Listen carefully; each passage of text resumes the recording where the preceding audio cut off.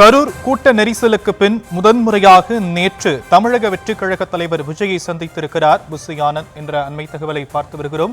விவரங்களை முடிய செய்தியாளர் ஜெரி வழங்க நாம் கேட்கலாம். ஜெரி, புஷி ஆனந்த் தலைமையில் ஒரு குழு அமைக்கப்பட்டிருப்பதா சொல்லப்பட்டிருக்கு. தலைவரோடு புஷி ஆனந்த் என்னென்ன விஷயங்கள் பேசியிருக்கிறாரு? விரிவான விவரங்கள் என்ன? வணக்கம்.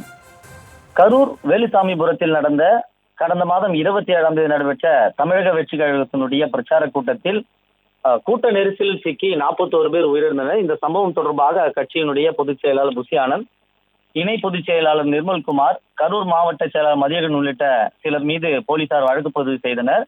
கரூர் மேற்கு மாவட்ட செயலாளர் மதியழகன், கரூர் மத்திய நகர நிர்வாகி பவுன்ராஜ் ஆகியோர் கைது செய்யப்பட்ட நிலையில தாவேகா பொதுச் செயலாளர் புஷி ஆனந்த் மற்றும் இணை பொதுச் செயலாளர் சிடிஆர் நிர்மல்குமார் ஆகியோர் தலைமறைவாக இருந்தனர். கடந்த 16 நாட்களாக தலைமறைவாக இருந்த நிலையில நேற்று அவர்கள் தலைமறைவாக இருந்த இடத்தை விட்டு விஜயை சந்தித்தனர். இந்த சூழலில் தாவேகா பொதுச் செயலாளர் புஷி ஆனந்த் 20 நிமிடம் விஜயை சந்தித்து பேசியிருக்கிறார். சந்தித்த பின் மீண்டும் அவர் ஈசிஆர் சாலைக்கு புறப்பட்டு சென்றார். இந்த நிலையில்தான் இந்த 20 நிமிடம் விஜய் விரைவில் கரூர் செல்லக்கூடிய அந்த திட்ட பணிகள் குறித்து ஆலோசிக்கப்பட்டிருக்கிறது. அதாவது கரூருக்கு விஜய் விரைவில் செல்ல இருப்பதாக தகவல்கள் பல கட்டமாக வெளியாகி இருந்தன. அது தொடர்பாக இடங்களும் தேர்வு செய்யப்பட்டு வருகிறது.